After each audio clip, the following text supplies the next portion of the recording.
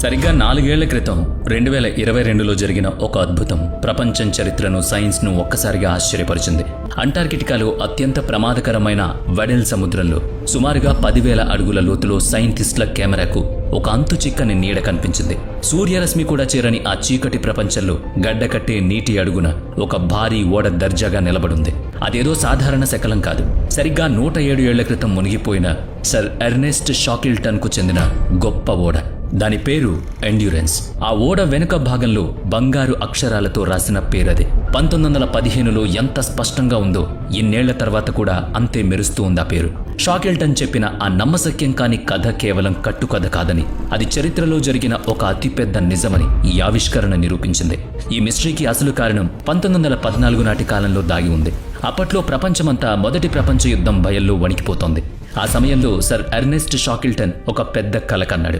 అంటార్కిటికాలోని ఆ మంచు ఎడారిని కాలినడకన దాటాలనేది ఆయన లక్ష్యం.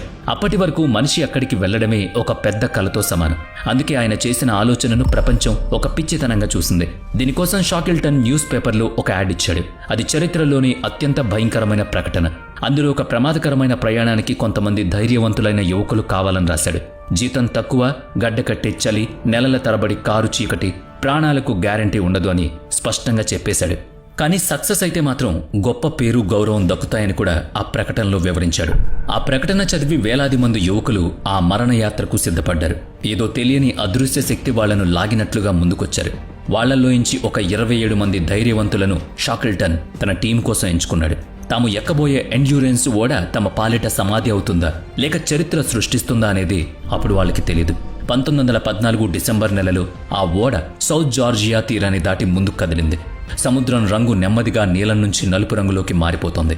ఎందుకంటే అక్కడ సూర్యుడు కనిపించడం చాలా అరుదు. ఓడ అంటార్కిటికాకు దగ్గరవుతున్న కొద్దీ నీటిపైన పెద్ద పెద్ద మంచుగడ్డలు కనిపించడం మొదలైంది. వెడెల్ సముద్రంలోని ఆ రాక్షస మంచు కొండలు ఓడను చుట్టుముట్టడం స్టార్ట్ చేశాయి. చివరికి షాకిల్టన్ ఏది జరగకూడదని భయపడ్డాడు. 1915 జనవరి నాటికి అదే జరిగింది. ఎండ్యూరెన్స్ ఓడ మంచు చక్రవ్యూహంలో పూర్తిగా చిక్కుకుపోయింది. అక్కడి నుంచి బయటపడడం ఇక అసాధ్యం. ఆ ఓడ ఇప్పుడు సముద్రం అలల మీద కాకుండా తేలియాడుతున్న ఒక మంచు దీవిపై నిలబడింది. నెలల తరబడి అక్కడ భయంకరమైన చీకటి అలుముకుంది. ఆ నిశ్శబ్దంలో మంచు పగులుతున్న శబ్దాలు మాత్రమే వినిపించేవి. అవి వినడానికి ఒక దెయ్యం నవ్వుతున్నట్లుగా చాలా భయంకరంగా ఉండేవి. షాకిల్టన్తో పాటు ఆ 27 మందికి సమయం ఆగిపోయినట్లు అనిపించింది. రక్తాన్ని సైతం గడ్డకట్టించే చలి వాళ్లను వణికిస్తోంది. ఆ 28 మంది ఆ నరకంలోనే ఎన్నో నెలలు గడిపారు. ఆ కారు చీకట్లో తమను తాము ఎలా బ్రతికించుకోవాలి అన్నదే వాళ్ల ముందున్న అతిపెద్ద సవాల్. ఓడలో ఉన్న రేషన్ ఆహారం క్రమంగా అయిపోవడంతో ప్రకృతితో వాళ్ల పోరాటం మొదలైంది. బతకడం కోసం మంచు మీద కనిపించే పెంగ్విన్లు, సీల్ జంతువులను వేటాడడం స్టార్ట్ చేశారు. వాటి పచ్చి మాంసాన్ని తింటూ వాటి కొవ్వును మంట కోసం వాడుకున్నారు. ఆ జంతువుల చర్మాన్ని కాల్చుకుంటూ ఆ 28 మంది తమను తాము చలి నుంచి కాపాడుకునేవాళ్లు. రాత్రిపూట ఉష్ణోగ్రత -40 డిగ్రీస్, -50 డిగ్రీస్ ఉష్ణోగ్రతలు పడిపోతున్నాయి. ఆ సమయంలో అందరూ చిన్న చిన్న క్యాబిన్లలో ఒకరినొకరు హత్తుకుని పడుకున్నారు. అంటార్కిటికాలో ఉండే జంతువులు కూడా చలిని తట్టుకోవడానికి అదే టెక్నిక్ వాడుతూ ఉంటాయి. వాళ్ళు అంత సులభంగా ఓటమిని అంగీకరించే మనుషులు కాదు కదా మరి. అయితే ఈ శారీరక పోరాటం కంటే వాళ్ల మానసిక పోరాటం ఇంకా కష్టం. అందరినీ పిచ్చివాళ్లు కాకుండా కాపాడేందుకు షాకిల్టన్ ఒక కఠినమైన దినచర్యను ఏర్పాటు చేశాడు. ప్రతిరోజు మంచు మీద ఫుట్బాల్ ఆడటం, రాత్రిళ్లు ఓడ లోపల పాటలు పాడుకోవడం తప్పనిసరి చేశాడు. మనసు ఓడిపోతే ఆ మంచు వాళ్లను మింగేస్తుందని వాళ్ళందరికీ తెలుసు. కనీసం ఒక్క వెలుతురు రేఖ కూడా లేకపోయినా వాళ్ల మనసుల్లో ఆశలు మాత్రం చిగురిస్తున్నాయి. కరిగిన మంచునీటిని వడగట్టుకుని తాగేవాళ్లు. కొద్దిగా వేడినిచ్చే ప్రతి వస్తువును మంటల్లో వేసేవారు. ఆ తెల్లటి ఎడారిలో వాళ్ళు కేవలం బతకడం లేదు, తమ ఉనికి కోసం పోరాడుతున్నారు. అక్కడ గడిచే ప్రతి క్షణం ఒక అద్భుతం లాంటిదే. ఆ 28 మంది కళ్ళు ఎప్పుడూ ఆకాశం వైపే చూసేవి. సూర్యుడి వేడి ఆ మంచును కరిగించి తమ ఓడను మళ్లీ అలల మీదకు చేరుస్తుందని ఆశగా ఎదురుచూస్తున్నారు. అంటార్కిటికా భూమికి దక్షిణాన ఉండడం వల్ల అక్కడ వాతావరణం మన ఇండియా లాంటి దేశాలకు పూర్తిగా విరుద్ధంగా ఉంటుంది. మనకు మే, జూన్ నెలల్లో ఎండలు మండిపోతే అక్కడ మాత్రం గజగజ చలి వణికిస్తుంది. అలాగే మనకు డిసెంబర్లో చలుంటే వాళ్లకు మాత్రం అప్పుడే ఎండాకాలం పీక్స్లో ఉంటుంది. అంటే షాకిల్టన్ టీం తమ ప్రయాణాన్ని డిసెంబర్ ఎండాకాలంలో మొదలుపెట్టారు. కానీ ఇప్పుడు రోజురోజుకి చలి తీవ్రత పెరుగుతోంది. అందుకే వాళ్ళు మళ్లీ ఎండాకాలం వచ్చే వరకు, అంటే కనీసం అక్టోబర్ వరకు ఎదురు చూడక తప్పలేదు. అలా ఆ భయంకరమైన పోరాటంలో 9 నెలలు గడిచిపోయాయి. చలి కూడా కొద్దిగా తగ్గింది. కానీ అక్టోబర్ రాగానే వాళ్లకు ఊరట దక్కకపోగా కష్టాలు మరింత పెరిగాయి. ఆకాశంలో సూర్యుడు కనిపిస్తున్న ఆ ఎండ మంచును కరిగించకుండా మరింత ప్రమాదకరంగా మార్చేసింది. 1915 అక్టోబర్ నెలలో ప్రకృతి తన అసలు రూపాన్ని చూపించింది.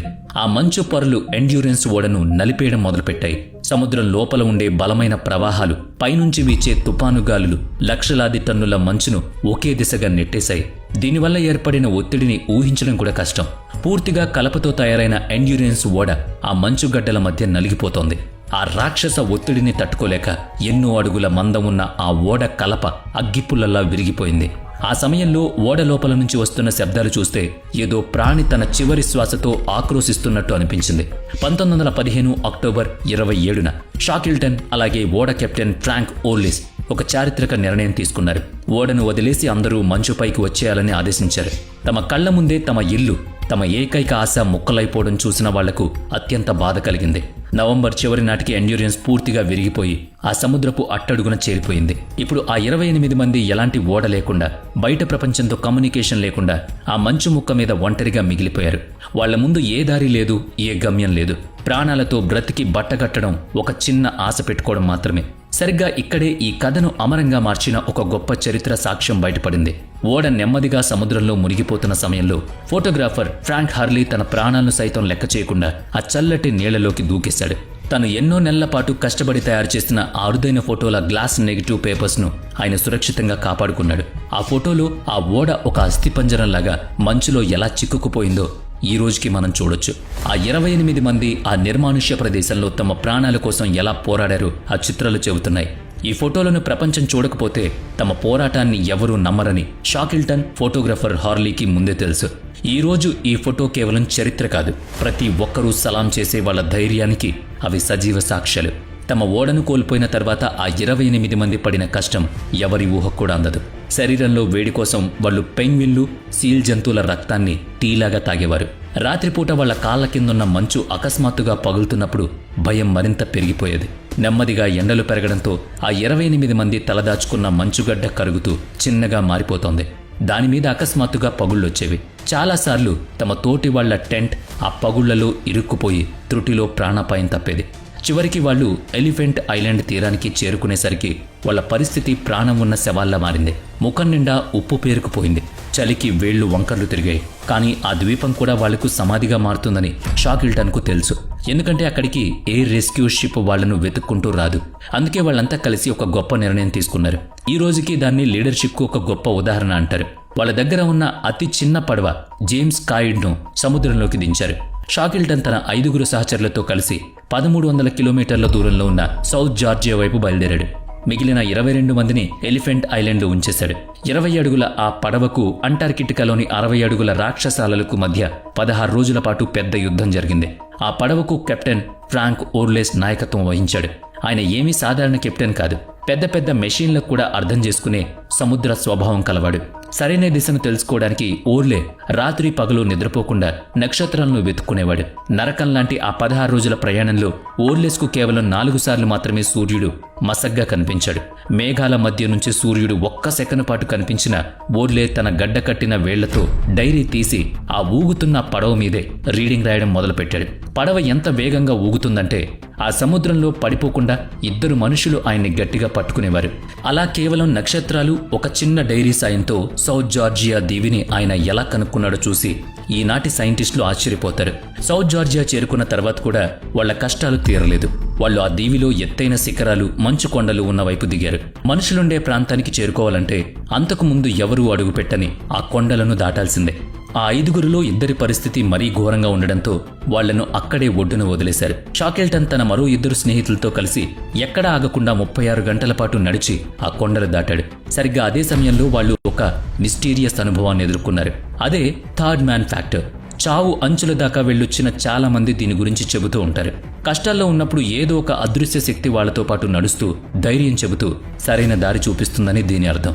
ఆ శక్తి ఒక మనిషి లేదా జంతువు రూపంలో వచ్చి గమ్యం చేర్చాక మాయమవుతుంది. సైన్స్ మాత్రం దీన్ని కేవలం ఒక డేజావు, భ్రమ అంటుంది. విపరీతమైన ఒత్తిడి, ప్రాణాపాయం, ఒంటరితనం ఎదురైనప్పుడు మన మెదడు తనను తాను కాపాడుకోవడానికి ఇలా ఒక ఊహాజనిత తోడును సృష్టిస్తుందని సైన్స్ చెప్తుంది.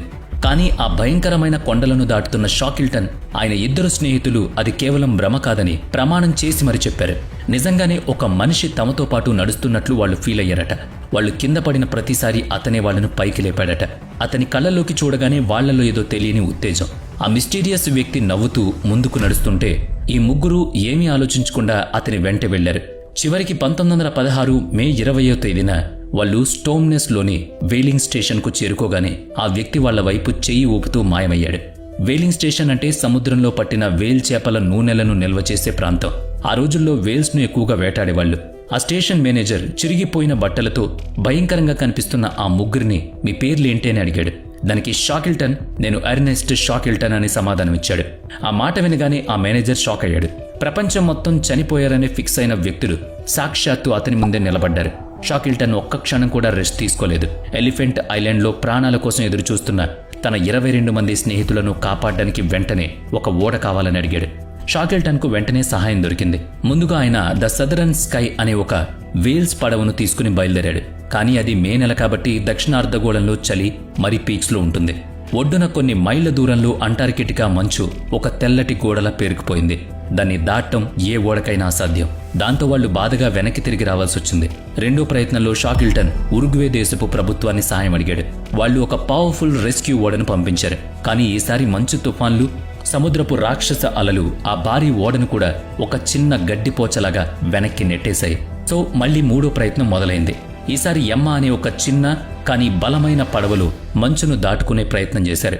కానీ ప్రకృతి మళ్లీ వాళ్లతో క్రూరమైన ఆట ఆడింది. భారీ మంచు పొరలతో పాటు ఇంజన్లో ప్రాబ్లం రావడంతో మూడోసారి కూడా వెనుతిరిగారు. వరుసగా ఎదురవుతున్న ఫెయిల్యూర్స్ షాకిల్టన్ గుండె మీద తీవ్రమైన గాయాలు చేశాయి. ఇక లాభం లేదు, చాలా ఆలస్యం అయిపోయిందని. ఆ 22 మంది ఈపాటికి అంటార్కిటికా మంచులో సమాధైపోయి ఉంటారని ప్రపంచం నమ్మింది. కానీ షాకిల్టన్ పట్టుదల ఆ అంటార్కిటికా మంచు కంటే చాలా గట్టిది. ఓటమి అనే పదాన్ని ఆయన తన డిక్షనరీలోంచి చించేశాడు. 1916 ఆగస్టు 25న నాలుగోసారి చిలీ దేశానికి చెందిన ఒక పాత స్టీమ్ టగ్తో షాకిల్టన్ మళ్లీ ఆ మంచుపై యుద్ధానికి బయలుదేరాడు. స్టీమ్ టగ్ అంటే ఆవిరి ఇంజన్తో నడిచే ఒక చిన్న బలమైన పడవ. ఈసారి ఆయన ధైర్యం ముందు ఆ ప్రకృతి తల వంచింది. 1916 ఆగస్టు 23న షాకిల్టన్ పడవ ఎలిఫెంట్ ఐలాండ్ దగ్గరకు చేరుకున్నప్పుడు అక్కడ ఒక వింతైన శబ్దం వినిపించింది. అది శబ్దం కాదు, నిశ్శబ్దం.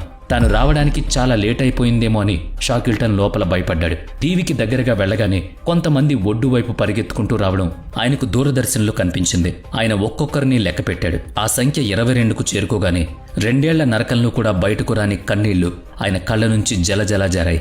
ఆ సుదీర్ఘ ప్రయాణంలో ఓడ మునిగిపోయిన, మంచు మీద బతికిన, పడవల్లో ప్రయాణించిన షాకిల్టన్ తన టీంలోని ఒక్క మనిషిని కూడా చనిపోనివ్వలేదు.